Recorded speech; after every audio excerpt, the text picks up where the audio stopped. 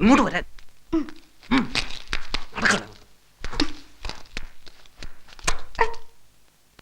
തള്ള മഹാതന്ത്രക്കാരിയാണ്. അക്രമം കാണിക്കാൻ മടിക്കില്ല.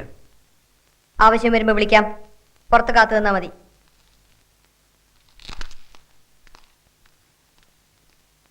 ഒക്കെ ആ മൻസൂറിന്റെ ബുദ്ധിമോശം കൊണ്ട് വന്നു പോയതാണ്. ഏത് കൊള്ളക്കാരുടെ നടുവിലാണാവോ ആ പാവം പെട്ടുപോയത്.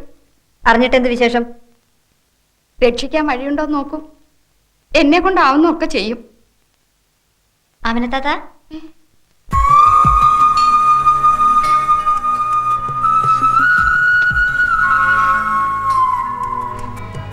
എന്റെ ദൈവമോളെ, എത്ര കാവൽക്കാരുണ്ട്.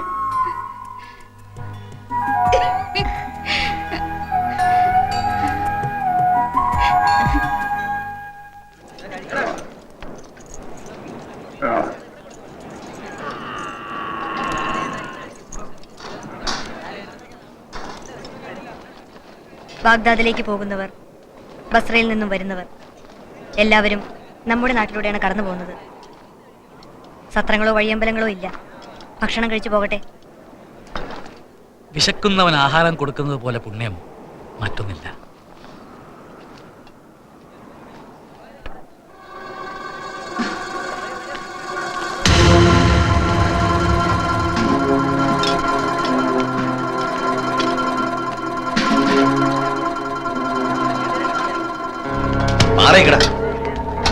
വരൂ, ഇവിടെ എല്ലാവർക്കും ഭക്ഷണമുണ്ട്. എന്താ ഒരു മര്യാദ ഇല്ലാതെ? കഴിക്കാൻ ആഹാരം വെച്ചിരിക്കും. മാറിക്കട, മാറി നിൽക്കട. ഞങ്ങൾ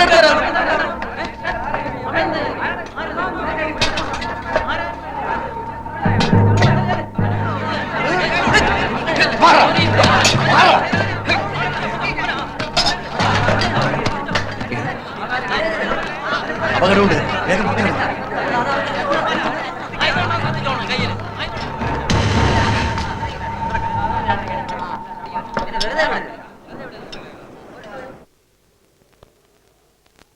നീ ആരാണ്? ഇവരാര്? എന്താണ് നിന്റെ തൊഴിൽ? എവിടെ നിന്ന് വരുന്നു? ഞാൻ ഇബ്രാഹിം, കസവ് വ്യാപാരാണ്. ചിയാലിയിൽ നിന്ന് വരുന്നു. കസവ് കച്ചവടം ഇവിടെയോ? വന്നപ്പോഴാണ് കേട്ട വിവരം തെറ്റാണെന്ന് മനസ്സിലായത്.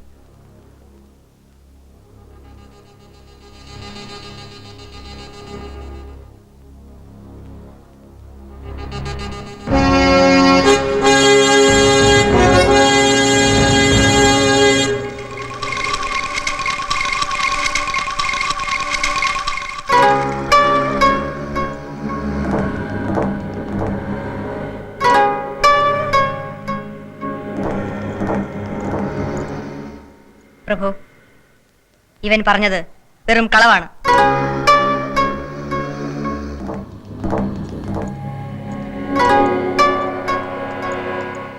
ഇവന്റെ പേര് ജവാൻ. ഒരു കൊള്ളക്കൂട്ടത്തിന്റെ തലവനാണ്. കൊള്ളയടിക്കാൻ പറ്റിയ സ്ഥലങ്ങൾ നോക്കി വെക്കാനാണ് ഇവൻ ഈ രാജ്യത്ത് വന്നത്.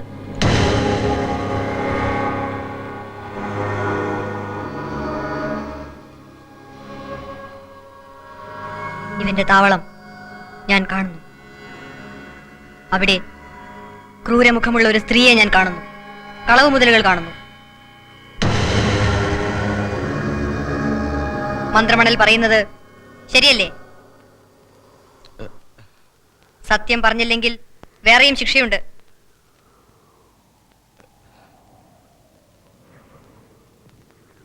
സത്യം. ഇവനെ തുറുങ്കിലടയ്ക്കും, ജീവപര്യന്തം. ദിവസം 30 ചാട്ടയടി. എന്നെ രക്ഷിക്കണം. ഇനി ഞാൻ കാക്കില്ല, മേല് കാക്കില്ല. പട്ടാളത്തെ അയച്ച് ഇവന്റെ താവളം പൊളിച്ച് നിരപ്പാക്കുക. തള്ളയെ അഗതി മന്ദിരത്തിലേക്ക് അയക്കുക. കളവ് മുതലുകൾ അടയാള സഹിതം വന്നാൽ നഷ്ടപ്പെട്ടവർക്ക് തിരിച്ചു കൊടുക്കുമെന്ന് പ്രഖ്യാപിക്കുക. കൊണ്ടുപോകും.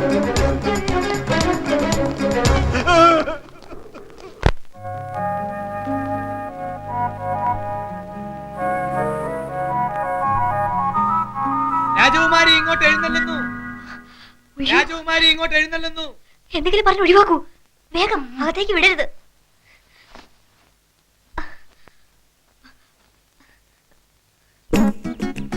നിൽക്കൂ നിൽക്കൂ, ഇത് ആചാരത്തിന് നിൽക്കുന്നതല്ലോ. രാജകുമാരി മന്ത്രിമന്ദിരത്തിലേക്ക് എഴുന്നള്ളുകയോ? മന്ത്രിയോട് അവിടെ വന്ന് മുഖം കാണിക്കാൻ കൽപ്പിച്ചതായി പറയാം. പഴയ ആചാരങ്ങൾ പലതും മാറ്റിയ നാടാണിത്. ഒരു അത്യാവശ്യ കാര്യമുണ്ട്, അതിപ്പോ തന്നെ മന്ത്രിയോട് സംസാരിക്കേണ്ടതാണ്. ഓ, പാവം ക്ഷീണിച്ച് വിശ്രമിക്കുക. മന്ത്രിക്ക് ചെറുപ്പല്ലേ? രാജകുമാരിക്ക് അധിക സമയമൊന്നും വേണ്ട. അതെ,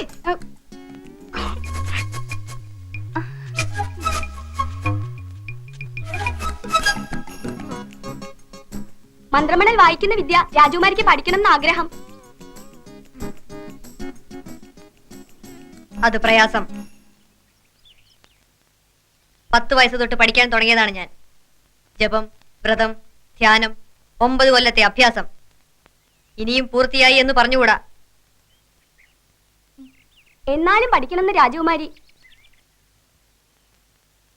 മറ്റൊരാളെ പഠിപ്പിക്കാൻ ഗുരുവായ മഹാസിദ്ധന്റെ അനുവാദം വേണമല്ലോ.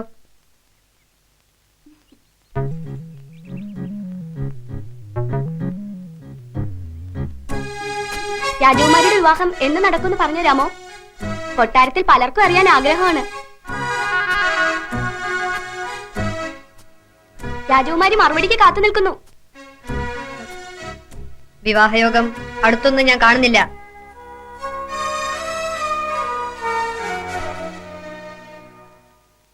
ഇപ്പോ രാജകുമാരിയുടെ മനസ്സിലൊരു നവയുവാവുണ്ട്. അതാരെന്ന് പറയാമോ? പിന്നെ ആവട്ടെ. രാജകുമാരിക്ക് ഇപ്പൊ അറിയണമെന്ന് നിർബന്ധം.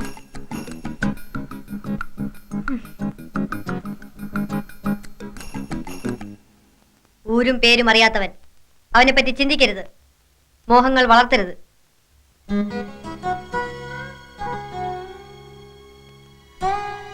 പിന്നീട് രാജകുമാരിക്ക് ദുഃഖിക്കേണ്ടി വരും. ഇതൊരു മുന്നറിയിപ്പാണ് എന്ന് മന്ത്രമണൽ പറയുന്നു.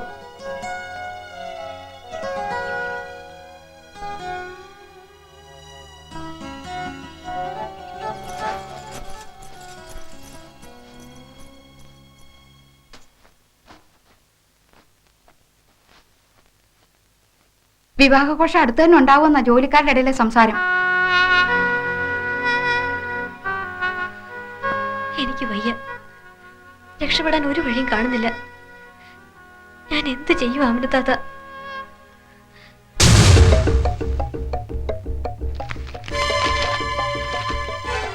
ഇവനാണോ? അല്ല,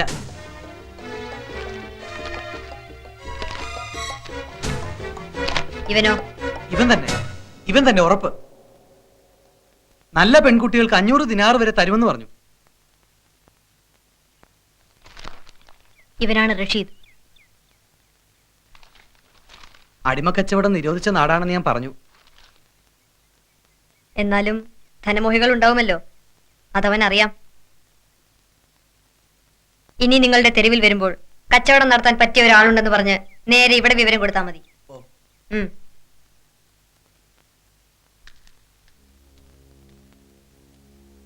അവൻ വന്ന സ്ഥിതിക്ക് പിന്നാലെ കൊമ്പനാലിയും എത്തും. കൊടുക്കാൻ എന്താ വഴി? വഴിയുണ്ടാവും.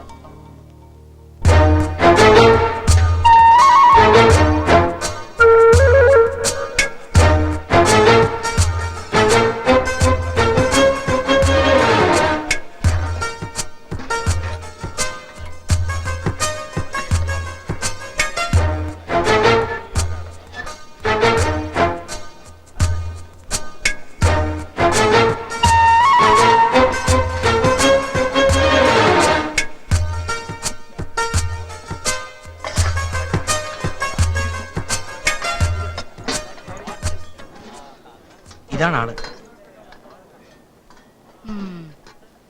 കൊട്ടാരമണിക്കാരായിരുന്നു വിളമ്പുന്നത്. പൂ പോലത്തെ പെൺകുട്ടികള്. കണ്ടു നോക്ക്. നിങ്ങളാരാ? അത്യാവശ്യം ഈ കച്ചവടം നമ്മൾ നടത്തുന്നു. രാജാവറിഞ്ഞ വില നിലവാരം അറിയുന്ന ആൾ ഞാനല്ല. വിളിച്ചോണ്ട് വരാം.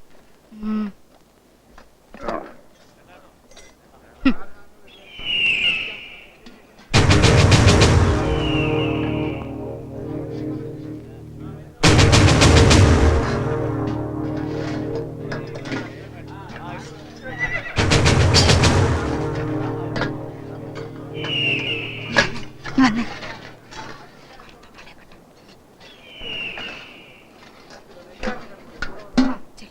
ശരി.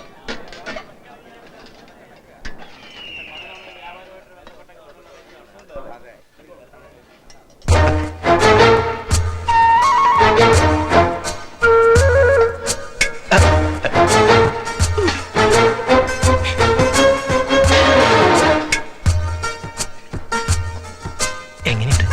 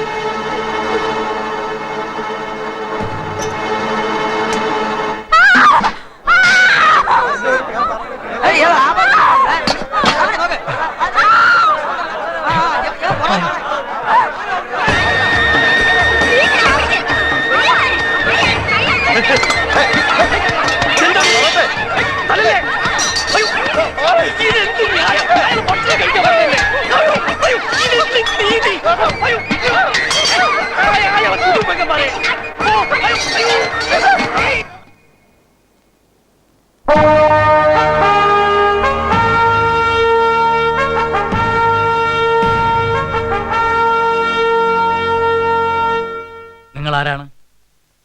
ഞാൻ ഹസൻ, ഇത് നജീബ്, കുതിര കച്ചവടക്കാരാണ്. എവിടെ കുതിരകൾ?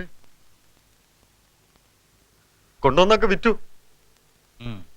നാടേത്? ഞങ്ങള് കെയ്റോ അല്ല, കെയ്റോയ്ക്കും അപ്പുറത്ത് അലക്സാണ്ട്രിയ. അലക്സാണ്ട്രിയ.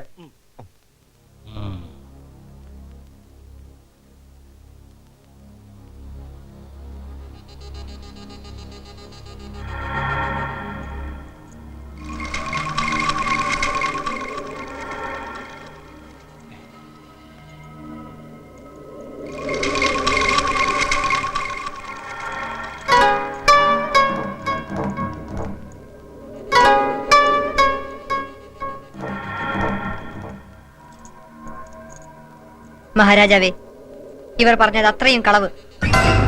ഇനി മാറ്റി പറയരുത്. ഒരുവൻ ബസ്രക്കാരൻ ആലി ഷാഹർ ആനക്കൊമ്പിന്റെ കച്ചവടമായി തുടങ്ങിയതുകൊണ്ട് കൊമ്പനാലി എന്നിപ്പോഴും പേര്. പെൺകുട്ടികളെ അടിമകളാക്കി മൊറോക്കോവിലേക്കും അബിസീനിയയിലേക്കും കയറ്റി അയക്കലാണ് ഇവന്റെ തൊഴിൽ.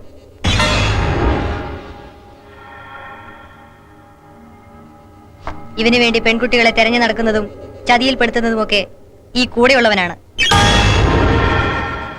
പേര് റഷീദ്.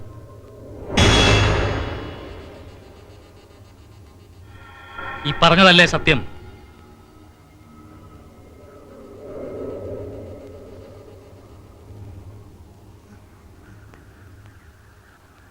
അല്ലേ?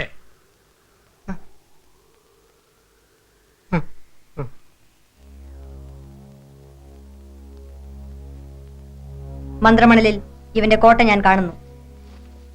100 പട്ടാളക്കാർ അവിടെ പോയി എല്ലാ പെൺകുട്ടികളെയും മോചിപ്പിക്കണം എന്നാണ് എന്റെ അപേക്ഷ. പൊന്നും പണവുമെല്ലാം അവർക്ക് പങ്കിട്ടു കൊടുക്കുക. അകമ്പടി സഹിതം അവരെ അതാത് വീടുകളിൽ എത്തിക്കുക. ഇതൊരു രാജകൽപ്പനയാണ്. ഇവരെ കല്ലറയിലിട്ട് ദിവസം 60 ചാട്ടവാറടി. അടിമക്കച്ചവടക്കാരെ പോലെ നികൃഷ്ടർ വേറെയില്ല. 60 മതിയോ എന്നേ സംശയമുണ്ട്. ചാട്ടം നനച്ചടിക്കണം. ഒരാൾ അടികൊള്ളുന്നത് മറ്റവൻ കാണണം. എന്നാലേ തന്റെ ഊഴം വരുമ്പോഴത്തെ വേദനയ്ക്ക് കാഠിന്യം കൂടൂ.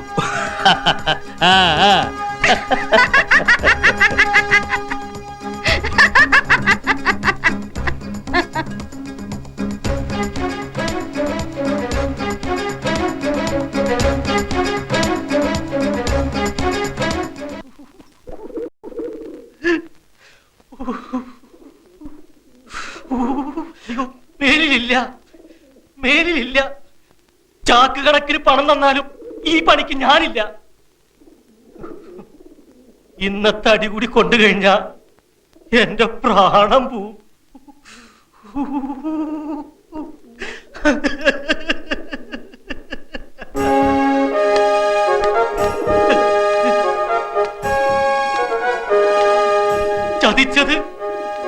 ഈ തള്ളയാ മഹാഭാവി. പഴത്തില് മയക്കുമരുന്ന് വെച്ച് ചതച്ചത് പുണ്യമായിരുന്നു എന്റെ മോനെ. തണ്ടും തടിയുള്ള ആണുങ്ങളെയും അടിമകളാക്കി വിൽക്കാറുണ്ടില്ലേ? പക്ഷെ നിങ്ങളെ ഇങ്ങനെ തന്നെ നിർത്തുന്നു.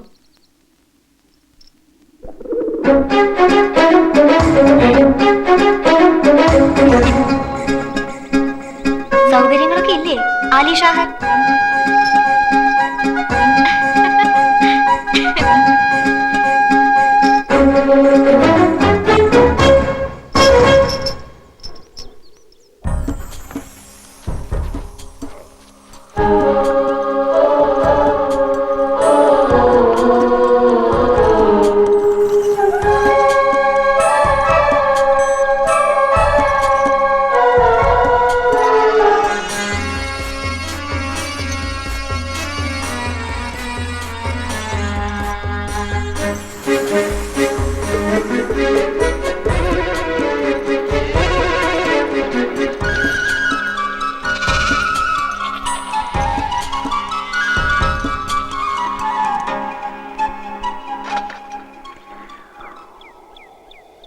ഒരു വർഷം കഴിഞ്ഞു പോയതറിഞ്ഞില്ല.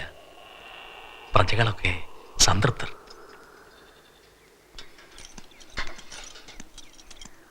ഗോത്രവർഗക്കാർക്ക് വേണ്ടിയും ചിലത് ചെയ്യാനുണ്ട്. ഒരു മോഹം കൂടി ബാക്കിയുണ്ട്. കുറെ നാളായി ഞാനത് മനസ്സിൽ കൊണ്ടു കിടക്കുന്നു. അവിടുന്ന് കൽപ്പിക്കണം, നമുക്ക് നടപ്പിൽ വരുത്താം. ഇത് കുടുംബകാര്യമാണ്.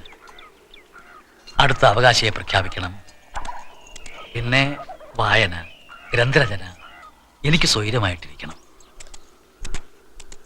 ഈ ഇടയ്ക്കൽപ്പം ചതുരങ്ങൊക്കെ ആവാം. വേറൊന്നും വയ്യ. എൻ്റെ ഏകപുത്രിയെയും ഈ രാജ്യത്തെയും ഏൽപ്പിക്കാൻ അർഹതയുള്ള മറ്റൊരാളെ ഇനി അന്വേഷിക്കേണ്ടതില്ല. സമീർ, നീയാണ് എൻ്റെ അവകാശി. തിരുമേനി, എന്റെ ചില സാഹചര്യങ്ങൾ.